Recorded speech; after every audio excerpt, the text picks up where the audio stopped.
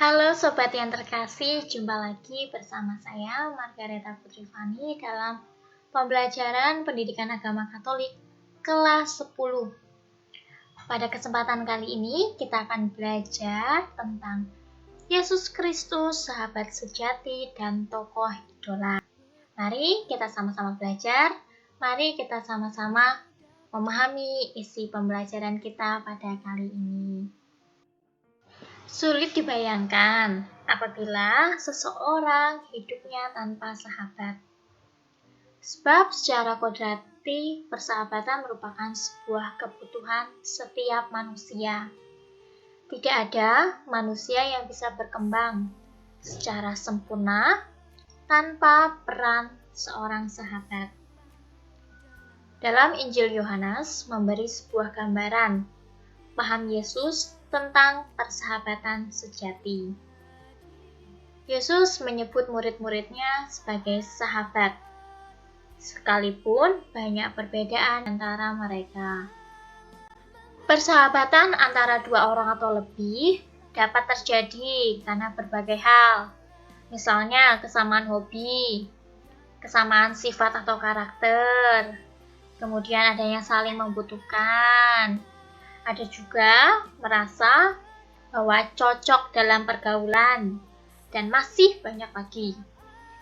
Persahabatan merupakan sebuah proses yang tidak dapat terjadi dengan sendirinya. Dan persahabatan pula dapat berlangsung sebentar ataupun lama, tergantung dari kemampuan pribadi masing-masing dalam upaya membangun dan mempertahankan sebuah persahabatan. Persahabatan perlu dibangun atas dasar yang pertama yaitu saling percaya, kedua saling menerima apa adanya, kemudian yang ketiga saling mengasihi dan saling memahami dan menghormati.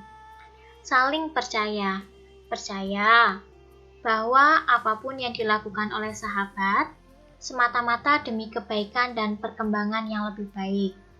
Maka kritik ataupun saran yang sekalipun menyakitkan perlu diterima dengan lapang dada. Kemudian percaya bahwa tidak ada kebohongan dan tidak ada maksud yang kurang baik yang terselubung dalam persahabatan. Yang kedua, saling menerima apa adanya. Memahami bahwa setiap orang itu unik, mempunyai sikap, karakter, dan kebiasaan yang berbeda-beda. Tidak menuntut sahabat menjadi seperti apa yang kita inginkan, menerima kelebihan dan kekurangan sahabat kita. Yang berikutnya adalah saling mengasihi, di mana memberi bantuan secara tepat tanpa pamrih. Tidak meninggalkan sahabat pada saat sedang mengalami musibah, bencana, atau sedang dirundung masalah. Yang terakhir adalah sahabat memahami dan menghormati.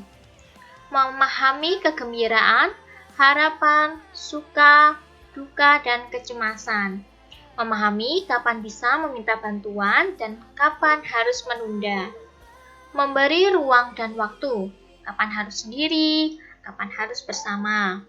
Kemudian memahami bahwa ada hal-hal pribadi yang boleh diketahui dan tidak boleh diketahui. Contohnya, sebaiknya kita tidak membuka catatan harian, HP, ataupun tas tanpa seizin dari sahabat kita. Hal-hal yang perlu dihindari dalam persahabatan, yaitu yang pertama adalah egoisme.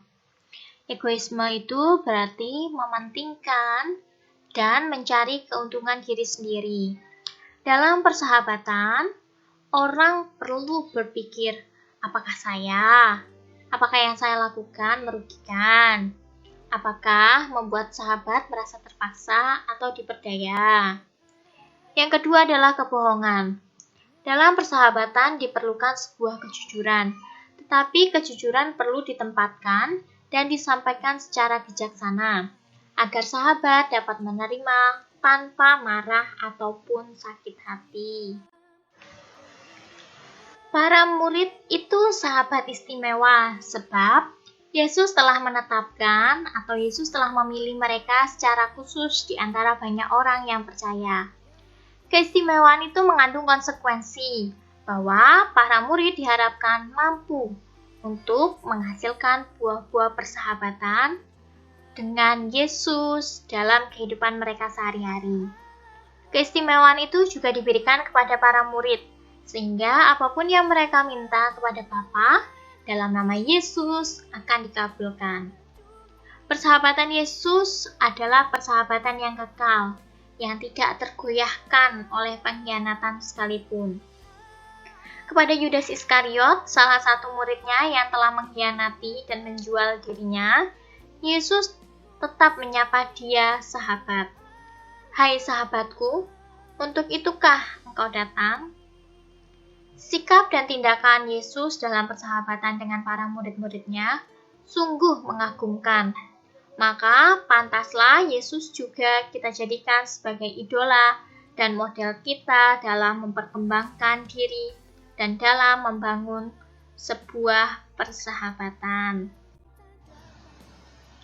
Yesus adalah tokoh yang dapat dijadikan sebagai panutan bagi kaum remaja, yaitu kepribadiannya, ajarannya, dan tindakannya dapat kita jadikan panutan dalam hidup kita. Contohnya, yang pertama, Yesus menerima semua orang, terutama mereka yang tersingkir.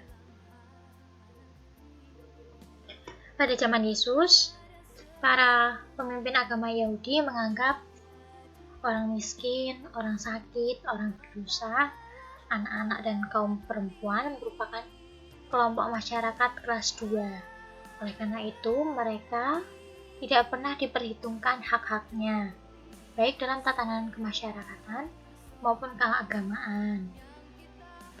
Kemudian dalam pemimpin agama Yahudi menganggap bahwa orang-orang tadi adalah orang yang najis dan kotor.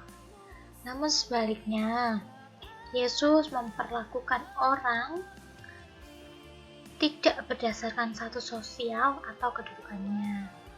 Yesus bergaul dan makan bersama dengan mereka.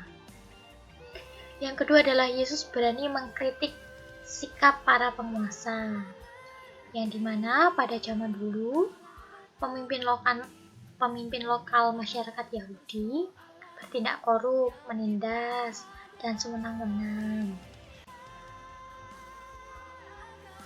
Hal itu tampak dalam diri Herodes.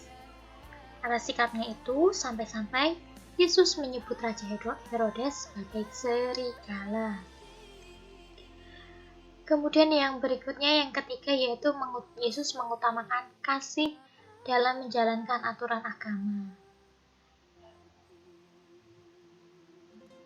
Sikap Yesus sangat bertolak belakang dengan sikap para pemimpin agama Yahudi.